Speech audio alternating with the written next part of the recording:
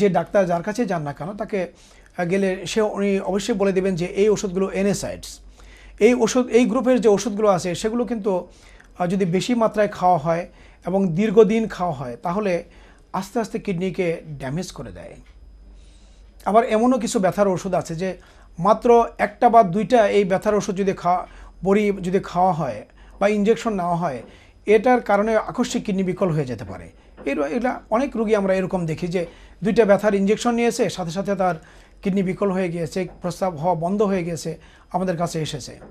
তো কাজেই ব্যথার বড়ি আপনাদের নিজে নিজে যে কোনো ব্যথাই হোক না কেন খাওয়া উচিত না। তবে কিছু ব্যথার ওষুধ আছে যেগুলো কিডনি ফ্রেন্ডলি, সেগুলো আপনার চিকিৎসক অবশ্যই আপনাকে বলবে। বিশেষ করে যেমন আমরা প্যারাসিটামল সবাই চিনি। এই প্যারাসিটামল যদি আমরা খুব বেশি মাত্রায় খাই তাহলে কিডনির ক্ষতি করতে পারে, আবার যদি যার লিভার ডিজিজ আছে তার লিভারও ক্ষতি করতে পারে। তবে যদি লিভার ডিজিজ না থাকে তবে যে কোনো ব্যথায় আপনি অল্প পরিমাণ 1টা 2টা 3টা 4টা প্যারাসিটামল খেতে পারেন বা জ্বর হলে খেতে পারেন। সেই সাথে যদি শুধু ব্যথা হয় জ্বর না থাকে সেক্ষেত্রে ট্রামাডল গ্রুপের কিছু ওষুধ আছে যেগুলো কিডনির ক্ষতি করবে না। এই গ্রুপের ওষুধগুলো সেগুলো আপনারা যে কোনো ব্যথার জন্য খেতে পারেন। বিশেষ করে যদি দীর্ঘদিন যাদের বিশেষ করে রিউমাটয়েড আর্থ্রাইটিস আছে, অস্টিও আর্থ্রাইটিস আছে, যাদের মাসের পর মাস বছর পর বছর ওষুধ খেতে হয়, তারা সেগুলো খেতে পারেন। তবে সেটা আপনাদের চিকিৎসকের পরামর্শ অনুযায়ী খাবেন। তবে বলবো যে ব্যথা হলেই যে শুধু ওষুধ দিয়ে কমাতে হবে তা নয়, কিন্তু যেমন ব্যথা কমানোর জন্য অনেক উপায় আছে। যদি অনেক ব্যথা আছে, যদি আপনি একটু হাঁটেন বা সাঁতার কাটেন দেখবেন যে সে ব্যথাগুলো কমে গেছে। আবার যদি একটু গরম কিছু দিয়ে সেক দেওয়া হয় তাহলে কিন্তু ব্যথা কমে যায়। আবার কিছু ফিজিওথেরাপি যদি দেওয়া যায় তাহলেও কিন্তু ব্যথা কমে। আর ফিজিওথেরাপির সাথে যদি ইনফ্রারেড রে আছে, আল্ট্রাসোনো আছে স্পেশালাইজ করে তৈরি করা, সেগুলো যদি দেওয়া হয় তাহলেও কিন্তু ব্যথা কমতে পারে। কাজেই ব্যথার জন্য সবসময় শুধু ব্যথার বড়ির উপরেই আপনারা নির্ভর করবেন না।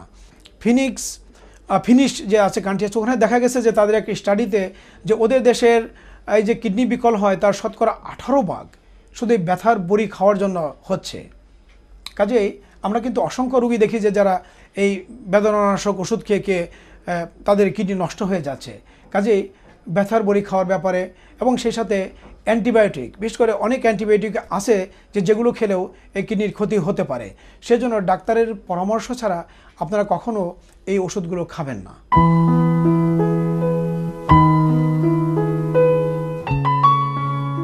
আপনারা সবাই একটা কথা অন্তপক্ষে মুখস্থ আছে যে ধূমপান বিষপান। কারণ বিভিন্ন বিলবোর্ডে ইভেন কি সিগারেটের প্যাকেটেও আজকাল লেখা থাকে ধূমপান বিষপান। কিন্তু সেই জিনিসটা কি আপনার মনের থেকে বিশ্বাস করতে পারেন কেন এটা বিষপান? আবার একটু চিন্তা করেন যে ধূমপান থেকে কি ক্ষতি করতে পারে। এই ধূমপানের জন্য দেখা যায় যে বিভিন্ন ধরনের ক্যান্সারের জন্ম দেয়, যেগুলো মরণঘাতী ক্যান্সার। সে ক্যান্সার কোথায়?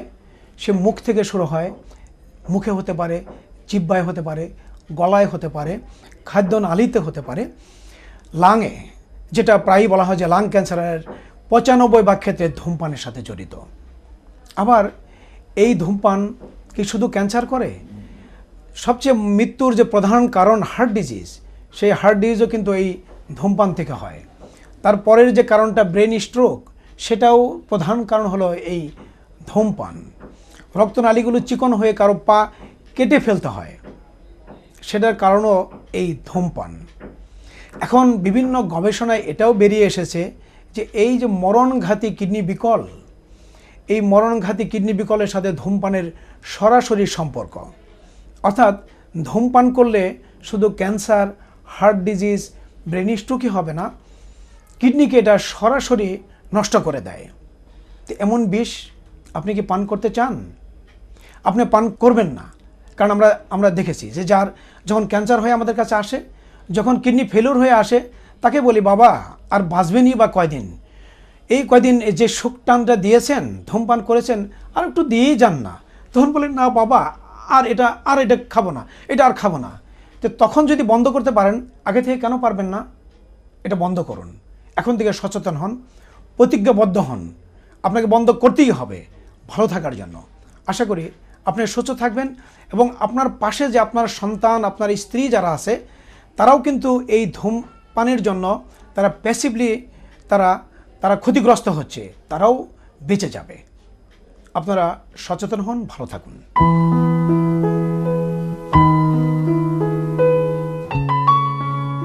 আপনারা অনেকেই আমাদের কাছে আসেন শরীর ফোলা নিয়ে, অথবা মুখ ফোলা নিয়ে, অথবা সারা শরীর এবং মুখমণ্ডল ফুলে যাওয়ার জন্য, এবং সবাই আতঙ্কিত থাকেন যে এই নিজের অথবা বাচ্চার কিডনিটা নষ্ট হয়ে গিয়েছে কিনা। এই যে ফুলে যায় শরীর, ফুলে যাওয়ার কিন্তু অনেক কারণ আছে। যেমন প্রধান যে কারণগুলো শরীর যদি ফুলে যায়, যেগুলো কথা আমরা চিন্তা করি বা মনে করি, সেগুলো প্রথম কারণ ঠিকই কিডনি রোগের কারণে। তবে কিডনি রোগের কারণে যদি শরীর ফুলে যায়, সে প্রথম কিন্তু ফুলে যায় চোখের পাতা, মুখমণ্ডল, তারপরে আস্তে আস্তে সমস্ত শরীর ফুলতে থাকে। কিন্তু আবার লিভার ডিজিজ যদি হয়, সে লিভার ডিজিজ বা সিরোসিস এগুলোর কারণেও কিন্তু শরীর ফুলে যেতে পারে। সেক্ষেত্রে দেখা যায় প্রথম সাধারণত ফুলে পেট, তারপরে পা, তারপরে মুখমণ্ডল। সাধারণত ফুলে না মুখমণ্ডল, সেখানে চোখগুলো এবং সাধারণত গালের দুই দিক গর্ত ঢুকে যায়। সেদিকে বলা যায় যে এটা কিডনির কারণে, এটা লিভারের কারণে ফুলে গিয়েছে। আবার দেখা যায় যে কারো হার্ট ফেলিওর যদি হয়ে যায়, সে কারণেও ফুলে যায়। কাজেই হার্ট ফেলিওরের জন্য যদি শরীর ফুলে যায়, সেক্ষেত্রে প্রথম ফুলে পা, তারপরে পেট, তারপরে সমস্ত শরীর। এবং সেক্ষেত্রে সামান্য একটু হাঁটলেই দেখা যায় বুক ধরপড় করে, শ্বাসকষ্ট হয়, দম বন্ধ হয়ে আসে। কাজেই আপনি নিজেরাই বুঝতে পারবেন এখন যে ফুলে গেল সেটা কিডনির কারণে, নাকি লিভারের কারণে, নাকি হার্ট ফেলিওরের কারণে। আবার অনেকে আছে যে সারা শরীর আস্তে আস্তে ফুলতে থাকে, চাপ দিলে অতটা গর্তও হয় না। তো সেক্ষেত্রে আবার দেখা যায় তাদের কনস্টিপেশন থাকে, অর্থাৎ পায়খানা শক্ত থাকে, তাদের স্মৃতিশক্তি আস্তে আস্তে কমে যাচ্ছে, কিছু মনে থাকে না, ভুলে যায়, শীত সহজে সহ্য করতে পারে না, তো শরীর খুব দুর্বল লাগে। আবার মাসল ক্র্যাম্পিং হয়, অর্থাৎ খামচিদা ধরে, যেমন বলে যে মাংস শক্ত হয়ে ফুলে গেছে, ব্যথা হয়, তো এটাকে মাসল ক্র্যাম্প বলে। তো এগুলো যাদের হয় সেটা হাইপোথাইরয়েড, অর্থাৎ থাইরয়েড যে আছে, থাইরয়েডের ফাংশনটা কমে গেলে। আবার অনেকে শুধু যদি বেশি খেয়ে খেয়ে মোটা হয়ে যান, গায়ে চর্বি জমে যায়, সে কারণেও কিন্তু শরীর ফুলে যায়। সেই ফোলাটা কিন্তু অন্য কোনো রোগের কারণ না, সেটা হলো আপনার অভ্যাসের কারণে, বেশি খান কম হাঁটেন সেই জন্য। অতএব আপনার কোন কারণে ফুলে গেছে সে অনুযায়ী আপনার ডাক্তার সিলেকশন করেন এবং তার কাছে তড়িঘড়ি করে যান, চিকিৎসা নেন। ভালো থাকুন।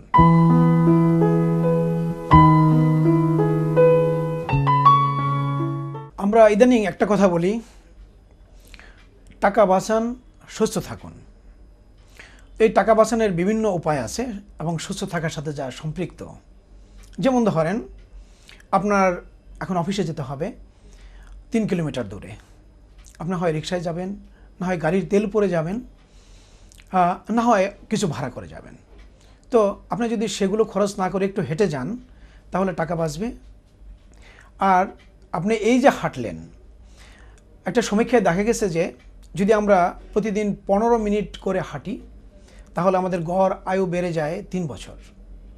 এরপর যত 15 মিনিট করে হাঁটব, তত 2 বছর করে আমাদের গড় আয়ু বাড়তে থাকে। এভাবে 90 মিনিট করে যদি আমরা হাঁটি, তাহলে আমাদের গড় আয়ু বেড়ে যেতে পারে 13 বছর। সেই সাথে আপনার হার্ট ডিজিজ, কিডনি রোগ, আপনার ব্রেন স্ট্রোক সহ জয়েন্টের রোগ, স্থূলতা সব কিছু থেকে মুক্ত থাকতে পারেন। তাহলে দেখেন কিভাবে আপনি টাকা বাঁচালেন, অ্যাট দ্য সেম টাইম সুস্থ থাকলেন।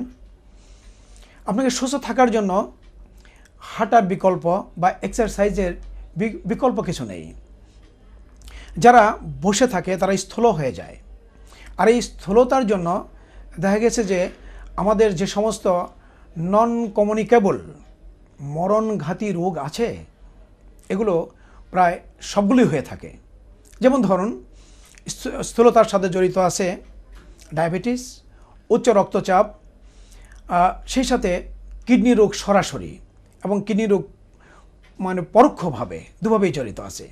আবার স্থূলতার সাথে জড়িত আছে cancer, colon cancer, breast cancer, stomach cancer সহ অনেক ধরনের ক্যান্সার।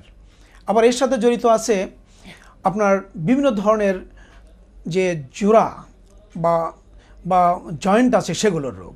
যাকে অস্টিওআর্থ্রোসিস বলা হয়। তো এগুলোর যখন চিকিৎসা করতে যাওয়া হয়, সেই ওষুধের কারণে দেখা যায় আবার কিডনি রোগ হয়ে থাকে। তো সেই জন্য দেখা যায় যে কম হাঁটলাম, স্থূল হলাম, স্থূলতার জন্য অনেক রোগের জন্ম হলো। সেই রোগের কারণে আবার হলো কি কিডনি রোগ। আবার এই রোগগুলো এমন চক্রাকারে জড়িত, কিডনি রোগ হলে হার্টের রোগ হয়, হার্টের রোগ হলে কিডনি রোগ হয়, জয়েন্টের রোগ হলে কিডনি রোগ হয়, আবার ক্যান্সার হলে চিকিৎসা করতে যেয়ে কিডনি রোগ হয়। তো এমনভাবে একটার সাথে আরেকটা জড়িত। সেজন্য সুস্থ থাকার জন্য প্রতিনিয়ত হাঁটুন, নিজেকে স্বাস্থ্যবান সুঠাম রাখুন এবং পকেটের টাকা বাঁচান।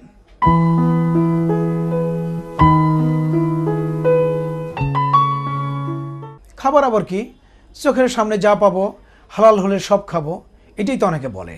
কিন্তু এই খাবারের ভিতরে যে বিষ আছে তা জানেন? খাবারের ভিতরে বিষ থাকে, খাবারের পরিমাণের উপরও বিষ থাকে। যেমন আপনি যদি বেশি খান কি হবে, আপনার ক্যালোরি শরীরে বেশি যাচ্ছে, আপনার ওজন বেড়ে যাবে। আর ওজন বাড়লে কি হবে, আপনার অসংখ্য রোগের জন্ম দেবে। সেটা ডায়াবেটিস, উচ্চ রক্তচাপ, আপনার হার্ট ডিজিজ, আপনার বিভিন্ন যে অস্থি মজ্জার ক্ষয় থেকে শুরু করে বিভিন্ন ধরনের মারাত্মক ক্যান্সার পর্যন্ত এই অতি ওজনের জন্য হয়। আবার খাবারের মধ্যে যদি অতিরিক্ত কোলেস্টেরল থাকে, যেমন গরুর মাংস, খাসির মাংস, ডিমের কুসুম, দুধের স্বর, বিভিন্ন ধরনের মগজ যেগুলো আছে, এগুলোতে প্রচুর পরিমাণে কোলেস্টেরল থাকে। এগুলো যদি বেশি বেশি খান তাহলে আপনার হার্ট ডিজিজ হবে, রক্তনালীর রোগ হবে, কিডনি রোগ হবে, ব্রেন স্ট্রোক করবে। সেটা আবার আরেক ধরনের বিষের চেয়েও মারাত্মক সেই বিষ, এটা স্লো পয়জনিং। কাজে কোলেস্টেরলযুক্ত খাবার পরিহার করতে হবে।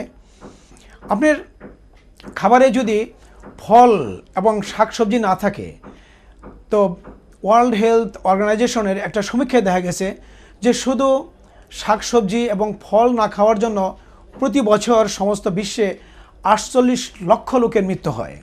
কাজেই আপনার খাবারের মধ্যে প্রতিদিনের খাবারে অবশ্যই শাকসবজি এবং ফল থাকতে হবে এবং সেটা যেন ভেজাল মুক্ত থাকে। এবং সবচেয়ে ভালো হলো যদি আপনার আঙিনায়, যদি যারা গ্রামগঞ্জে বসবাস করেন এবং যাদের আঙিনায় একটু জায়গা আছে, যদি 2টা ফলের গাছ লাগাতে পারেন, যদি একটু শাকসবজির আবাদ করতে পারেন, সেখান থেকে আপনারা এই খাবারগুলো পেতে পারেন। তো এভাবেই আমাদের খাবারের মধ্যে যেন শর্করা, কিছু স্নেহ জাতীয় খাবার যেটা কোলেস্টেরল মুক্ত, এবং কিছু মাছ মাংস থাকতেই হবে যেটা আমাদের শরীর গঠনে সাহায্য করে। সেই সাথে থাকতে হবে শাকসবজি, ফলমূল। তো এভাবে যদি খাই এবং সেই সাথে আমরা যদি এটা পরিমিত আকারে খাই, যেন এটা কম না হয়ে যায় যাতে ওজন কমে যায়, আবার বেশি যাতে না হয়ে যায় যাতে ওজন বেড়ে যায়, এবং সেই সাথে যদি আমরা কায়িক পরিশ্রম করি তাহলে আমরা সুস্থ থাকতে পারবো। আসেন আমরা এই সুষম খাবারগুলো চর্চা করি। তবে লাস্টলি মনে রাখবেন, আমাদের বাচ্চাদের কিন্তু একটা নেশা আছে ফাস্টফুড খাওয়ার জন্য। এটা আমাদের শরীরের জন্য অত্যন্ত ক্ষতিকর। এটা পরিহার করার জন্য আপনি নিজে এবং সচেতন হন এবং বাচ্চাদেরকে সচেতন করুন।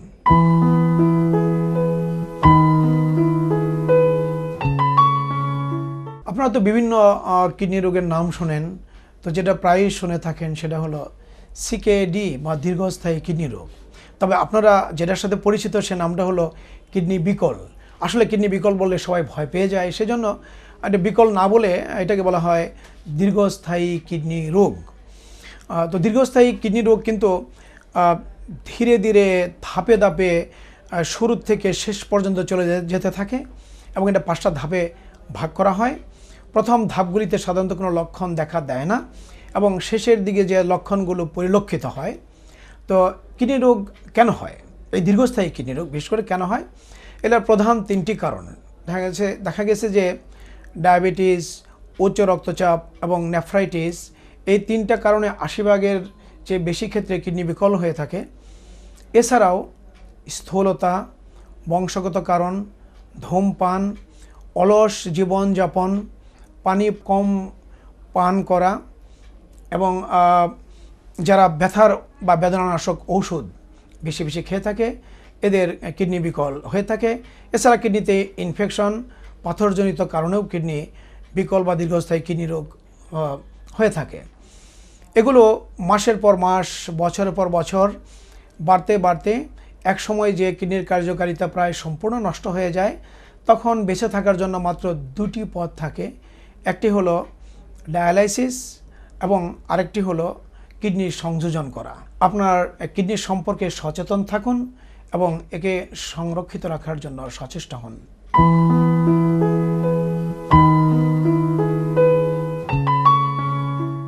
আপনারা কিডনি বিকল এই শব্দটি প্রায়ই শুনে থাকেন, তবে বিকল শব্দটি আমরা কিডনির যখন কার্যকারিতা প্রায় শেষ পর্যায়ে তখনই বলে থাকি, কিন্তু এটার পরিবর্তে আমরা বলে থাকি কিডনি রোগ। যেমন দীর্ঘস্থায়ী কিডনি রোগ, আরেকটা হলো আকস্মিক কিডনি রোগ। তো আকস্মিক কিডনি রোগটা কি, যে যার কিডনি সম্পূর্ণ সুস্থ ছিল কিন্তু বিশেষ কতগুলো কারণে হঠাৎ করেই কিডনির কার্যকারিতা ব্যাহত হয়ে যায়। সে কারণগুলো কি? যেমন যদি প্রচণ্ড ডায়রিয়া বা পাতলা পায়খানা হয়, সাথে যদি বমি হয়, কোনো কারণে যদি প্রচুর রক্তক্ষরণ হয়, রক্তক্ষরণ হয়ে যদি পানির শূন্যতা দেখা দেয় শরীরে, অথবা তীব্র মাত্রার কোনো ওষুধ যেমন ব্যথার ওষুধ আমরা যেগুলো খেয়ে থাকি, অথবা কোনো তীব্র অ্যান্টিবায়োটিক বা জীবাণুনাশক ওষুধ, এগুলোর কারণে হতে পারে। আবার যদি প্রচণ্ড কোনো ইনফেকশন হয়, সেই ইনফেকশনের কারণে হতে পারে। কখনো কখনো কিডনির নিজস্ব কিছু রোগ আছে, যেমন গ্লোমারুলোনেফ্রাইটিস, অথবা সিস্টেমিক রোগ যেমন সিস্টেমিক লোপাস এরিথ্রোমেটোসাস, এগুলোর কারণে। আবার এমনও হতে পারে যে কোনো পাথর যে কিডনির থেকে যে নালীগুলো চলে গেছে সেগুলো যদি বন্ধ করে দেয়, সে সমস্ত কারণে। এরকম অসংখ্য কারণেই হঠাৎ করে কিডনি বিকল হয়ে যেতে পারে বা কার্যকারিতা বন্ধ হয়ে যেতে পারে। এটাকে আকস্মিক কিডনি বিকল বলা হয়ে থাকে। এখন যেমন এই যে গরমের দিন আসছে, অনেকেই দেখবেন যে যখন দিনের প্রচণ্ড রোদে তেষ্টা পায়, তারা রাস্তায় যে সমস্ত বিভিন্ন ধরনের ফলের রস অথবা শরবত বিক্রি হয় রং বেরঙের, এগুলো খেয়ে থাকে। এগুলো খাওয়ার পর একদিকে যেমন ডায়রিয়া বমি হতে পারে, অন্যদিকে রং বেরঙের যেগুলো খাওয়া হয় সেই রঙের কারণে আবার আকস্মিক কিডনি বিকল হতে পারে। সেই জন্য আপনারা সচেতন থাকুন এটুকু, যে যদি কখনো ডায়রিয়া বা বমি হয়েই যায় বা রক্তক্ষরণ যদি হয়, তাহলে যেন পানির শূন্যতা কখনো না দেখা দেয়। সেই জন্য অন্তপক্ষে খাবার স্যালাইন খাবেন, তাহলে আপনার আকস্মিক কিডনি বিকল হবে না। কোনো ভেজাল খাদ্য, বিশেষ করে রং মিশ্রিত খাবার, খোলা খাবার যেগুলো আছে, শরবত যেগুলো আছে খোলা, বা খোলা ফলের রস যেখানে মাছি পড়ে, এগুলো আপনারা কখনো খাবেন না। খাবার সবসময় ঢেকে রাখবেন। আর যদি কখনো প্রস্রাব একদম কমে যায় বা বন্ধই হয়ে যায়, তাৎক্ষণিকভাবে আপনি যে কোনো কিডনি বিশেষজ্ঞের শরণাপন্ন হবেন। তাহলে চিকিৎসা করলে কিন্তু আকস্মিক কিডনি বিকল সম্পূর্ণ নিরাময় হয়ে যায়। আপনারা সচেতন থাকুন।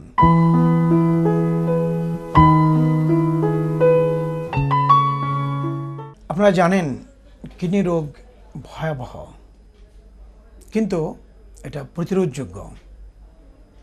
কেন ভয়াবহ? যদি বাংলাদেশের কথাই ধরি, তাহলে বিভিন্ন পরিসংখ্যানে দেখা যায় 2 কোটিরও অধিক লোক কোনো না কোনো কিডনি রোগে আক্রান্ত। ঘন্টায় 5 জন অকাল মৃত্যুবরণ করে কিডনি বিকল হয়ে। কিন্তু একবার যদি কিডনি বিকল হয়ে যায়, তার যে চিকিৎসা ব্যয় সেটা এত বেশি যে দেশের শতকরা 10 জন লোকও সেই দীর্ঘমেয়াদী চিকিৎসা চালিয়ে যেতে পারে না। কিন্তু অন্যদিকে আমরা যদি একটু সচেতন হই, তাহলে 50 থেকে 60 ক্ষেত্রে এই ভয়াবহ কিডনি বিকল প্রতিরোধ করতে পারি। এজন্য প্রয়োজন আমাদের যে জীবনধারা আছে তার কিছু পরিবর্তন করা, সুস্থ জীবনধারা প্রতিনিয়ত চর্চা করা। এই সুস্থ জীবনধারা কি? আমাদের প্রতিদিন কায়িক পরিশ্রম করতে হবে, অন্ততপক্ষে 30 মিনিট হাঁটতে হবে, এবং যত এর চেয়ে বেশি হাঁটবেন তত বেশি ভালো থাকবেন। আমাদের সুষম খাবার খেতে হবে এবং পরিমিত খাবার খেতে হবে। সুষম যেখানে খাদ্যের মধ্যে শাকসবজি ফলমূল থাকবে, তার সাথে শর্করা আমিষ জাতীয় খাবারও থাকবে, এবং চর্বি জাতীয় খাবার যেগুলোতে কোলেস্টেরল নেই সেগুলো খেতে হবে। এবং পরিমিত কি, যে আমরা অতিরিক্ত ক্যালোরি যেন গ্রহণ না করি যাতে করে আমাদের ওজন বেড়ে যায়। দ্বিতীয়ত ধূমপান না করা। আমরা জানি ধূমপান মানে বিষ পান। এখান থেকে যেমন ক্যান্সার, হৃদরোগ, ব্রেন স্ট্রোক সহ অসংখ্য রোগের জন্ম দেয়। পাশাপাশি এটাও দেখা গেছে যে ধূমপান সরাসরি কিডনির ধ্বংস করে দেয়, নষ্ট করে। আমাদের প্রতিদিন পরিমিত পানি পান করা উচিত, সেটা যেটা 2 থেকে 2.5 লিটার কমপক্ষে হবে। আপনার যদি ডায়াবেটিস থাকে তা নিয়ন্ত্রণে রাখুন, উচ্চ রক্তচাপ থাকে তা এভাবেই নিয়ন্ত্রণে রাখুন যেন সেটা 120/80 নিচে থাকে। তো আপনি যে নিয়মগুলোর কথা বললাম, বিশেষ করে লাইফস্টাইলের কথা যেগুলো বললাম, সেগুলো নিজে মেনে চলুন। আপনার আত্মীয় স্বজন, সন্তান, বন্ধুবান্ধব যারা আছে তাদেরকে মানতে সাহায্য করুন এবং আপনার কাছের মানুষ যারাই আছে তাকে এই কথাগুলো বলুন। তাহলে আমাদের জাতি একটি সুস্থ প্রজন্ম পাবে।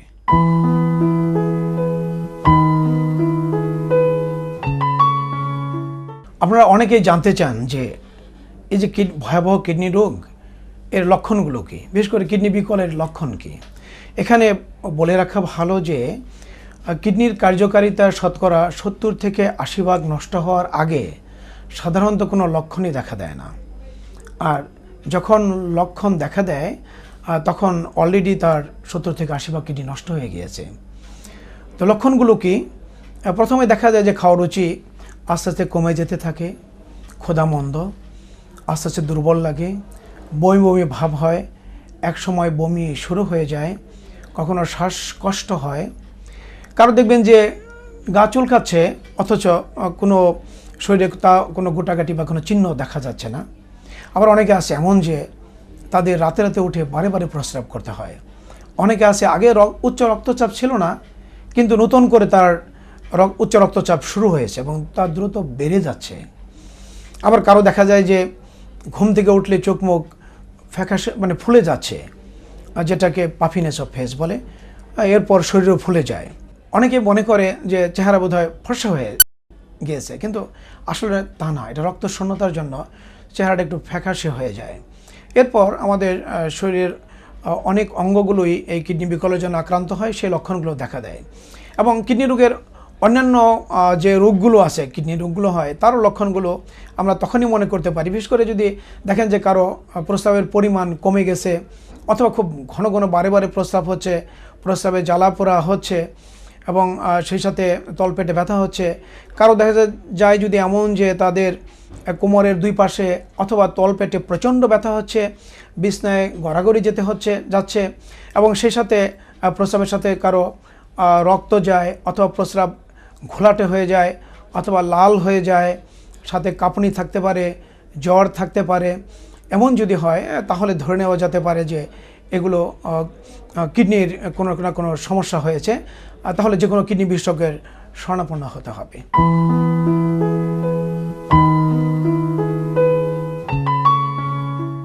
দর্শক মণ্ডলী, আপনারা কিডনির নাম নিশ্চয়ই শুনেছেন। কিডনিকে বলা হয় বিস্ময়কর কিডনি বা অ্যামেজিং কিডনি। কেন বলা হয়? হাতের মুষ্টির সমান দুটো কিডনি অসম্ভব ধরনের কাজ করে থাকে আমাদের দেহের। আমাদের দেহে প্রতিনিয়ত ক্রিয়া বিক্রিয়ার জন্য অনেক ধরনের বর্জ্য পদার্থ তৈরি হয়। কিডনি সেই বর্জ্য পদার্থগুলো প্রস্রাবের মধ্য দিয়ে বের করে দিয়ে আমাদেরকে সুস্থ রাখে। কিডনি লোহিত কণিকা তৈরি করে। আমাদের যে অস্থি হাড় যেগুলো আছে সেগুলোকে শক্ত রাখার জন্য, মজবুত রাখার জন্য ভিটামিন ডির অ্যাক্টিভেশন দরকার এবং সেই ভিটামিন ডিকে অ্যাক্টিভেট করে এই কিডনি। কিডনি অনেক ধরনের হরমোন তৈরি করে, যার মাধ্যমে আমাদের রক্তচাপ নিয়ন্ত্রণ করে।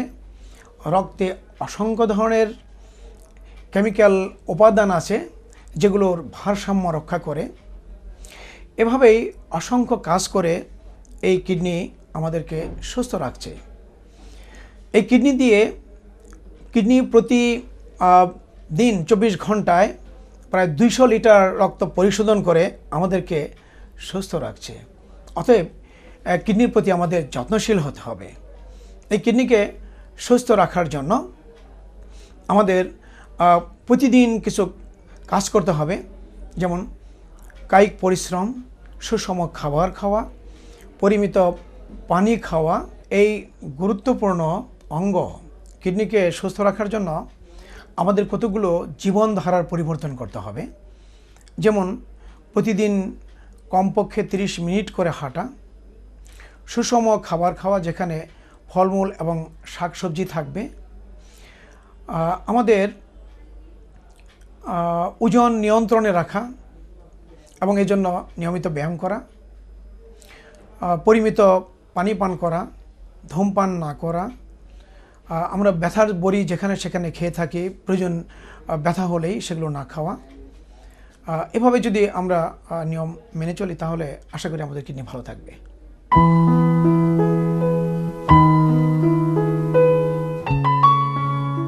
আমরা অনেক সময়ই বলে থাকি যে কিডনির কার্যকারিতা যখন সম্পূর্ণ নষ্ট হয়ে যায় তখন বেঁচে থাকার জন্য মাত্র দুটো উপায় থাকে।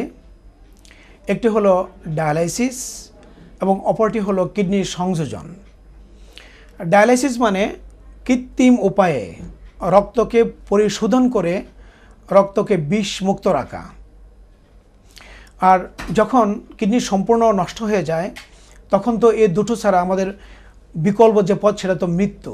কাজেই আমরা তো মৃত্যু চাই না, আমরা এই সুন্দর পৃথিবীতে আরও দীর্ঘদিন বেঁচে থাকতে চাই। কিন্তু আমাদের ডাক্তার হিসেবে যে অভিজ্ঞতা বড় দুঃখের। আমরা যখনই একটা রুগীকে বলি যে আপনার কিডনি আস্তে আস্তে খারাপ হয়ে এমন পর্যায়ে এসেছে এখন ডায়ালাইসিস করতে হবে, তখনই তারা আমাদেরকে শত্রু মনে করে উনি ভুল কথা বললেন, উনি আমাদেরকে ভুল পথে নিচ্ছেন, আমাদের উপর রাগ হয়ে যান, অথবা ডায়ালাইসিসের প্রতি এমন একটা খারাপ কথা বলেন যে এটা করে দেখেছি যে করে সেই তো মরে যায়। কিন্তু আমরা পৃথিবীর বিভিন্ন দেশে ঘুরে ঘুরে দেখেছি যে ডায়ালাইসিস করে অনেকে এমনও আছেন যে 10, 20, 30, 40, 43 বছর পর্যন্ত বেঁচে আছেন। তাহলে কেন ভয় পাবো? আমরা আমাদের চিকিৎসক যখনই বলবেন যে ডায়ালাইসিস করা দরকার, আপনি ডায়ালাইসিস করবেন এবং সময় মতো যদি আপনার এই ডায়ালাইসিস শুরু করেন তাহলে কিন্তু আপনি দীর্ঘদিন বেঁচে থাকতে পারেন। কিন্তু আমাদের দেশের রুগীদের যখনই বলা হয় ডায়ালাইসিস শুরু করতে হবে, তারা মনে করে এখনও হাঁটতে পারছি, চলতে পারছি, কিছু খেতে পারছি, শুধু একটু দুর্বল লাগে, তাহলে কেন এবার ডায়ালাইসিস শুরু করবো, আরও কিছুদিন যাক না। কিন্তু এই স্লো পয়জনিং করে করে এই কিডনি ফেলিওরের কারণে আমাদের সমস্ত অঙ্গ প্রত্যঙ্গকে যখন একেবারে দুর্বল করে ফেলে তখন নিরুপায় হয়ে কেউ আইসিইউতে ভর্তি হয়ে অথবা কেউ একদম মরণাপন্ন অবস্থায় ভর্তি হয়, আমরা ডায়ালাইসিস শুরু করি। এটা করে আসলে বেশি দিন বেঁচে থাকা যায় না। সেই জন্যই আপনার চিকিৎসক যখনই আপনাকে ডায়ালাইসিস করতে বলবে আপনি তখনই রাজি হয়ে যাবেন। এতে আপনি দীর্ঘদিন সুস্থ থাকতে পারবেন এবং আপনি সচল থেকে আপনি যে কাজে আছেন সে কাজটি বহুদিন চালিয়ে যেতে পারবেন এবং নিজের খরচ আপনি নিজেই সেটা আয় করে চালিয়ে যেতে পারবেন। কাজেই চিকিৎসক যা বলবেন আপনি বিশ্বাস করে তাকে সেটা মেনে নেবেন।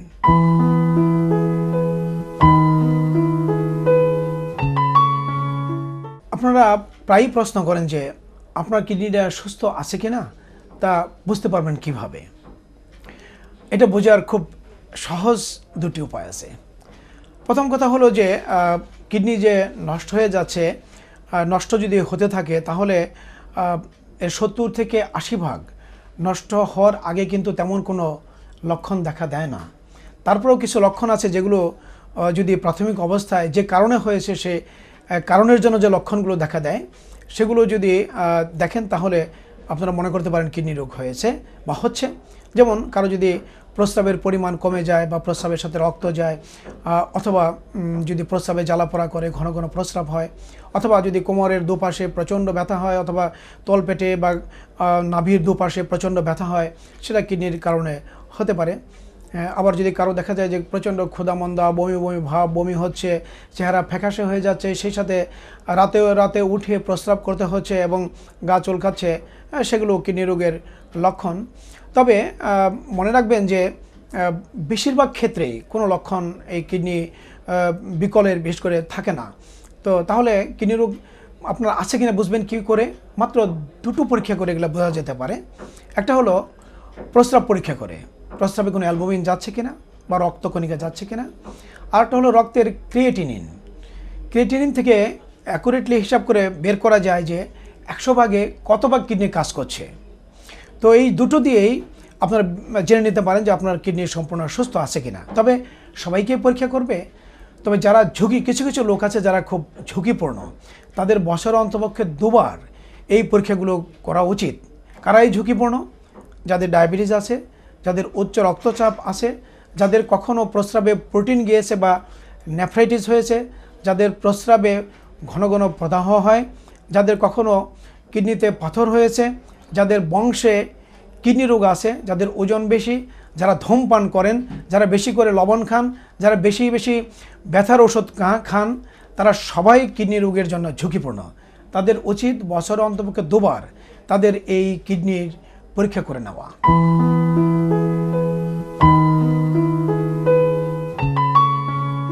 সবাই বলে পানির মতো সহজ, অথচ এই পানি নিয়ে আমাদের কাছে যে কতই না প্রশ্ন সবাই করে, কতটুকু পানি খাবো, বেশি খাবো না কম খাবো। আবার যখন কম খেতে বলি তখন কেন কম খাবো, বেশি পানি তো আপনারা বেশি করে খেতে বলেন। তো সেই জন্য কে কতটুকু পানি খাবেন, কখন খাবেন সেটাই বলছি। সাধারণত একজন সুস্থ মানুষ প্রতিদিন যদি 2 থেকে 2.5 লিটার পানি খায় তাহলে এটা যথেষ্ট। তবে যারা রোদের মধ্যে মাঠে কাজ করেন বা যারা রিক্সা চালাচ্ছেন আমার ভাইরা, আবার যারা মিডল ইস্টে কাজ করছেন, অথবা যারা কল কারখানায় প্রচণ্ড গরমের মধ্যে কাজ করেন যেখানে প্রচণ্ড ঘাম হয়, তাদের কিন্তু পানির পরিমাণ আরও বেশি করে খাওয়া উচিত। সেটা কীরকমভাবে, যে অন্তপক্ষে প্রতিদিন যেন 1.5 থেকে 2 লিটার প্রস্রাব হয় এবং প্রস্রাবের রং যেন পানির মতো হয়, ঠিক এ পরিমাণ আপনারা পানি খাবেন। অর্থাৎ কারো কারো সেটা 3 থেকে 4 লিটার 5 লিটার পর্যন্তও হতে পারে। আবার অনেকের আছে যে ঘন ঘন প্রস্রাবে ইনফেকশন হয়, মূত্রতন্ত্রের প্রদাহ হয়, তাদের কিন্তু পানির পরিমাণ একটু বেশি করেই খেতে হয়, যেমন 3 থেকে 4 লিটার। এবং যাদের কখনো কিডনিতে পাথর হয়েছে তাদেরও কিন্তু বেশি করে পানি খেতে হবে, এবং সেটাও ঠিক এরকম পরিমাণে। আবার দেখা গেছে যে যাদের কিডনির অসুখ আছে, তাদের শরীরে পানি, মুখে পানি, শরীরে পানি ফুলে গিয়েছে, তাদের ক্ষেত্রে কিন্তু এই পানি কম করে খেতে বলা হয়। তাদের ক্ষেত্রে আপনার চিকিৎসক কখনো বলবেন 1 লিটার, কখনো বাচ্চাদের বলবেন যে মাত্র 1.5 গ্লাস, 1 গ্লাস, 2 গ্লাস, এরকম। সে কথাগুলো কিন্তু মেনে নিতে হবে। এই জন্য যে তখন কিন্তু অতিরিক্ত পানি খেলে কিডনির সেই পানিগুলো বের করে দেওয়ার ক্ষমতা তখন নেই, সেজন্য কম করে খেতে হবে। অন্য কারণেও, যেমন ধরুন হার্ট ফেলোর অথবা লিভার ডিজিজ, এ সমস্ত কারণেও যদি শরীরে অতিরিক্ত পানি জমা হয়ে থাকে, অর্থাৎ শরীরে যদি ফুলে গিয়ে থাকে, সেখানেও কিন্তু পানি আপনাদের কম করে খেতে হবে। আবার যারা ডায়ালিসিস করছেন তাদের ক্ষেত্রেও পানি সীমিত খেতে হয়। কাজেই পানি খাওয়ার ব্যাপারে আপনারা সচেতন হন, তবে মনে রাখবেন সবসময়ই বিশুদ্ধ পানি পান করবেন।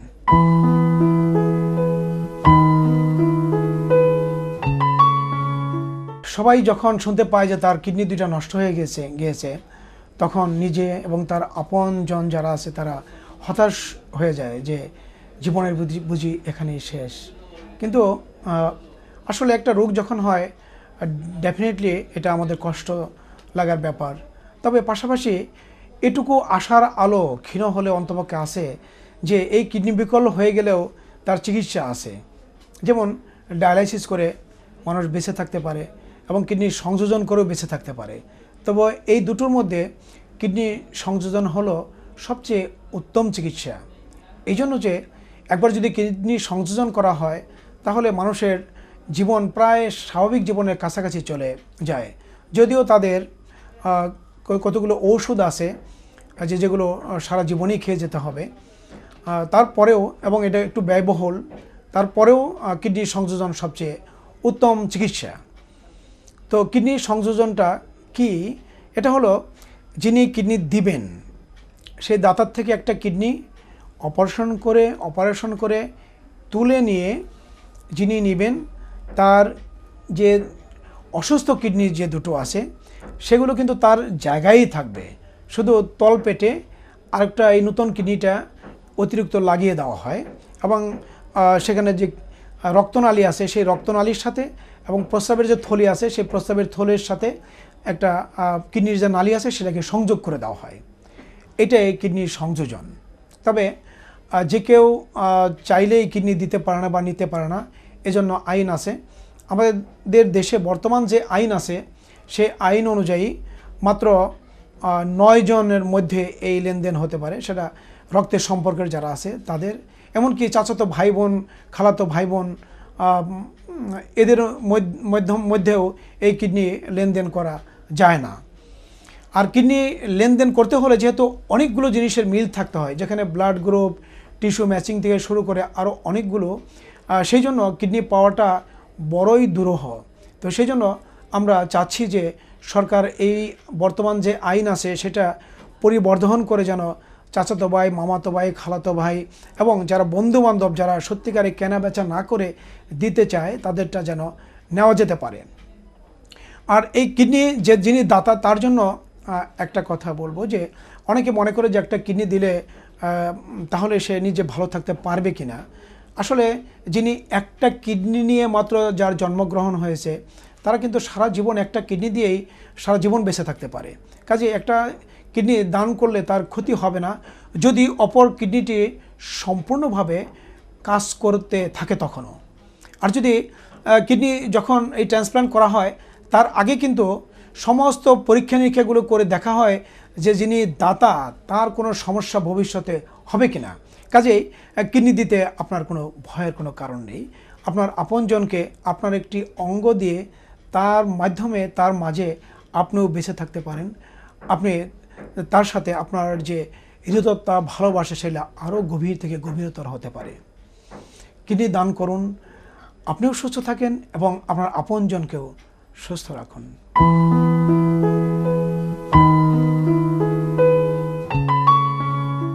যার কিডনি রোগ হয়ে গিয়েছে এবং যার কিডনি এমন পর্যায়ে চলে গিয়েছে যে এখন তাকে বেঁচে থাকার জন্য সামনে বেঁচে থাকা মানে সুস্থভাবে বেঁচে থাকার জন্য তার ডায়ালাইসিসের প্রয়োজন হবে।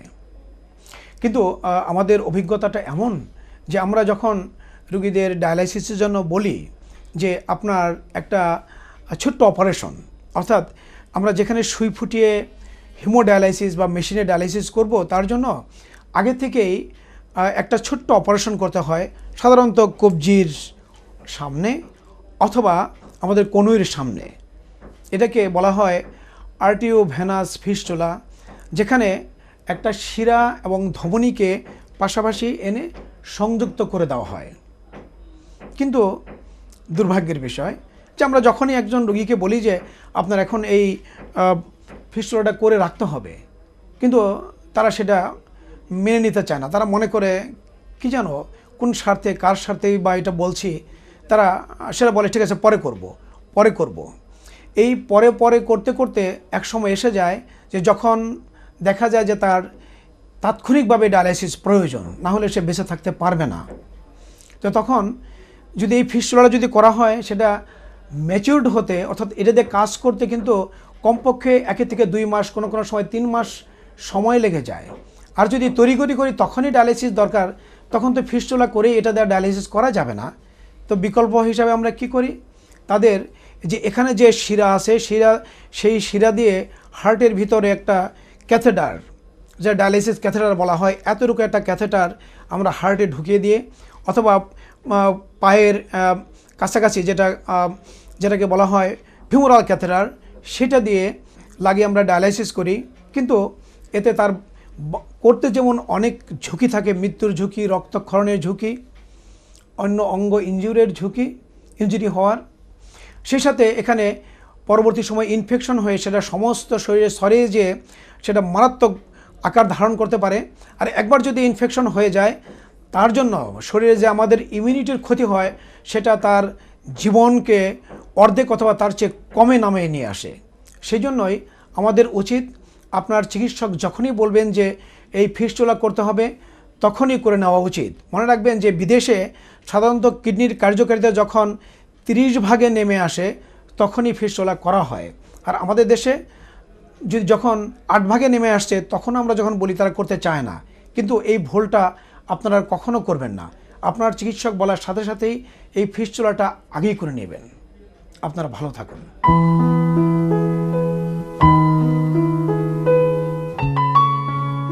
খুব কম মহিলা মা বোনেরা আছেন যে যারা তাদের জীবদ্দশায় একবার মূত্রতন্ত্রের প্রদাহ যাদের হয়নি বা এর কষ্টটা অনুভব করেননি। তবে এটা মহিলাদের কেন বললাম, যে এই রোগটা সাধারণত ফিমেল বা মহিলাদের বেশি হয়ে থাকে। এটা বলতে পারেন বিধাতারই একটা নিয়ম যে তাদের জন্মগতভাবেই পুরুষ এবং মহিলাদের অঙ্গগুলো একটু ভিন্নভাবে বিন্যস্ত। যেহেতু মহিলাদের যে প্রস্রাবের নালীটা সেটা তার পায়ুপথের খুব কাছাকাছি থাকে, সেজন্য সহজেই দেখা যায় মলদ্বারের যে জীবাণুগুলো থাকে আশেপাশে এবং মলের সাথে যে জীবাণুগুলো যেগুলো বেরিয়ে যায় সেগুলো সহজেই এই মূত্রনালীতে চলে আসে এবং সেখান থেকে আস্তে আস্তে উপরে উঠে সেগুলো প্রস্রাবের থলিতে যায় এবং মূত্রতন্ত্রের প্রদাহ সৃষ্টি করে। তো মূত্রতন্ত্রের প্রদাহ কীভাবে বুঝেন? কারো যদি দেখা যায় যে প্রস্রাবে জ্বালাপোড়া হচ্ছে, ঘন ঘন প্রস্রাব হচ্ছে, প্রস্রাব করার পরেও মনে হয় যে আরও প্রস্রাবতে রয়ে গেল, অনেক সময় তলপেটে ব্যথা হয় এবং সেটা যদি আরও তীব্র আকার ধারণ করে তাহলে কোমরের দুই ধারে নাভির ঠিক উল্টো দিকে প্রচণ্ড ব্যথা হতে পারে, কাঁপুনি দিয়ে জ্বর উঠতে পারে। এগুলো সবই মূত্রতন্ত্রের প্রদাহের লক্ষণ। বিশেষ করে মহিলারা যখন প্রেগনেন্ট থাকেন বা গর্ভবতী থাকেন তখন কিন্তু এই মূত্রতন্ত্রে ইনফেকশন হওয়ার সম্ভাবনা অনেক বেড়ে যায়। অনেক সময় লক্ষণবিহীন অবস্থায়ও থাকতে পারে, কিন্তু যদি লক্ষণবিহীন অবস্থায়ও থাকে এটা কিন্তু মা এবং যে গর্ভে যে শিশু আছে দুজনের জন্যই কিন্তু এটা অত্যন্ত হুমকি স্বরূপ। সেই জন্য যারা গর্ভবতী মা আছেন তাদের অন্তপক্ষে তাদের 3 মাসের শেষ হলে এবং গর্ভের যখন 6 মাসের শেষ হবে তখন অন্তপক্ষে তাদের প্রস্রাব 2বার কালচার করিয়ে নেওয়া উচিত যে কোনো জীবাণু আছে কিনা বা ইনফেকশন আছে কিনা সেজন্য। তাহলে এই যে কষ্টদায়ক এই মূত্রতন্ত্রের প্রদাহ, এটার পরিণতি কী হতে পারে? এর তো একদিকে যেমন মানুষকে যেমন ভোগায়, কষ্ট দেয়, এটা কারো কারো আছে যে বারে বারে, একবার যদি হয় এটা বারে বারে এটা হতেই থাকে, যেটাকে রিকারেন্ট ইউরিনারি ট্র্যাক্ট ইনফেকশন বলা হয়। আবার দীর্ঘদিন হলে এটা কিডনি নষ্ট করে দিয়ে কিডনি বিকল করে দিতে পারে। তাহলে এটার থেকেও রেহাই পাওয়ার উপায় কি? এটার থেকে রেহাই পাওয়ার উপায় হলো আপনার কিছু জীবনধারার পরিবর্তন। একটা হলো প্রচুর পানি খেতে হবে। যদি আপনার ইনফেকশন একবারও হয়ে থাকে আপনার অন্তপক্ষে 3 থেকে 4 লিটার প্রতিদিন পানি খাবেন। প্রস্রাবের চাপ যখনই হোক না কেন তাৎক্ষণিকভাবেই প্রস্রাব করে নেবেন। আপনি যেখানেই থাকুন, সেটা অফিসে থাকুন বা অন্য কোনো যাত্রা থাকলেও যাত্রা বিরতির পর সাথে সাথে প্রস্রাব করে নেবেন, ধরে রাখবেন না। তৃতীয়ত, আপনার যে আন্ডার গার্মেন্টস অনেক মা বোনেরা পরেন যেগুলো কখনো যেন সিনথেটিক না হয়, সেগুলো সুতি হতে হবে এবং সেখানে যেন কখনো ভিজে না থাকে, সেজন্য সবসময় ড্রাই বা শুকনো যেন থাকে সেদিকে খেয়াল রাখতে হবে। আপনাদের ক্র্যানবেরি, যাদের বারে বারে ইনফেকশন হচ্ছে তারা যদি ক্র্যানবেরি জুস খায় বা ক্র্যানবেরি ক্যাপসুল সেগুলো খায়, অথবা যদি লেবুর রস বেশি করে খায় তাহলেও ইনফেকশনের হার কমে আসতে পারে। সে সাথে যারা দম্পতি যারা আছেন তারা স্বামী স্ত্রী মিলনের পর অবশ্যই তাদেরকে অন্তপক্ষে 2 বার প্রস্রাব করে নেওয়া উচিত এবং মেলামেশার আগে তাদের 1 গ্লাস বা 2 গ্লাস পানি খেয়ে নেওয়া উচিত। তাহলে তাদের এই ইনফেকশনের হার অনেকাংশে কমে যাবে। পাশাপাশি এটাও মনে রাখবেন যে আমাদের দেশের যে কালচার আছে যে টয়লেটে যাওয়ার পর তারা শৌচকার্য করে থাকেন পানি দিয়ে, তবে সেই হাতটা যেন পিছন থেকে সামনে না আসে, সামনে থেকে যেন পিছনে যায়। এবং আরও উত্তম হয় যদি কোনো টয়লেট পেপার ব্যবহার করে প্রথমে সামনে থেকে পিছনে যদি সেগুলো মুছে নেওয়া হয় এবং তারপর যদি পানি দিয়ে ধোয়া হয় তাহলে কিন্তু ইনফেকশনের হার অনেক কমে যাবে।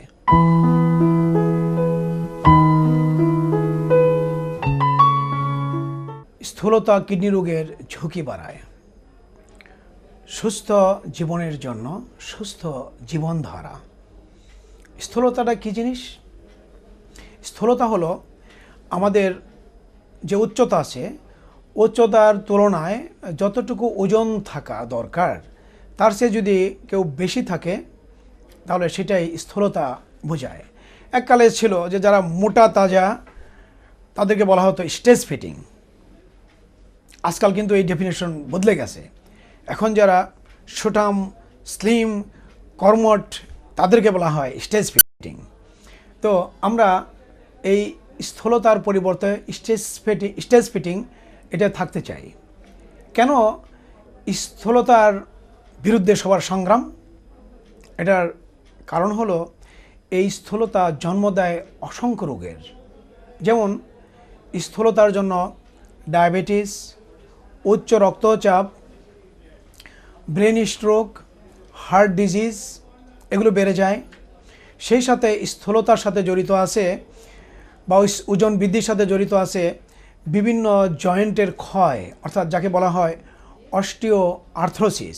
যেমন হাঁটুর ব্যথায় যারা দেখবেন যে খুব মোটা, তারা খুঁড়িয়ে খুঁড়িয়ে হাঁটতেছে, বয়স বাড়ার সাথে সাথে এটা বাড়তেই থাকে।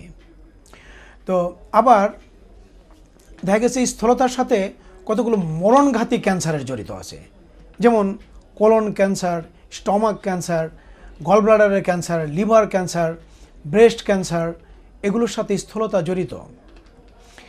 আবার বিভিন্ন গবেষণায় এটাও বেরিয়ে এসেছে যে স্থূলতা সরাসরি কিডনির যে 24 লক্ষ ছাঁকনি থাকে সেগুলোকে ড্যামেজ করে দেয়, সেটাকে বলে FSGS। আবার এই স্থূলতা যেহেতু ডায়াবেটিস, উচ্চ রক্তচাপ, ব্রেন স্ট্রোক এগুলো বাড়িয়ে দেয়, এগুলোর কারণে পরোক্ষভাবে আবার কিডনি রোগের জন্ম হয়।